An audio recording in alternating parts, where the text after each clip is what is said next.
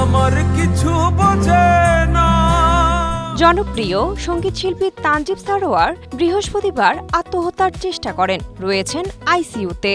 এমন গুঞ্জনেই যখন সরগরম নেট দুনিয়া, তখন এই প্রসঙ্গে নীরবতা ভাঙলেন গায়কের স্ত্রী সাবা সানজিদা রহমান।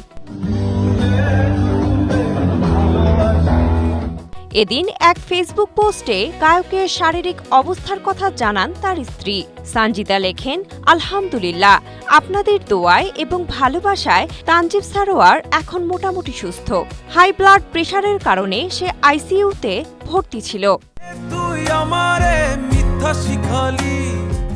সঙ্গে কোনো ধরনের অপপ্রচারে বিভ্রান্ত না হওয়ার জন্য সবার প্রতি অনুরোধ জানিয়ে তিনি লেখেন, দয়া করে বিভ্রান্তকর তথ্য দিয়ে মানুষকে বিভ্রান্ত করবেন না। অন্তর পুইরা গেল কবে। এছাড়াও আত্মহত্যার চেষ্টা এমন কথা শুনে তীব্র ক্ষোভ প্রকাশ করে গায়কের স্ত্রী জানিয়েছেন, সঠিক তথ্য যাচাই না করেই এমন সংবেদনশীল সংবাদ প্রচার করা হচ্ছে। এ ধরনের গুজব ছড়ানো অব্যাহত থাকলে তারা আইনি ব্যবস্থা নেবেন। নরম বিকেলে মুখোমুখি।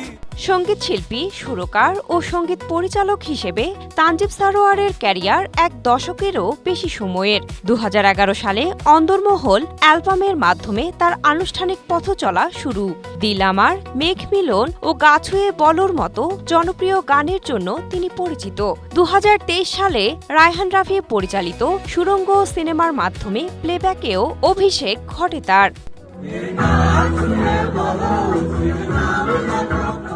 Cynthia Aktari, Asia post.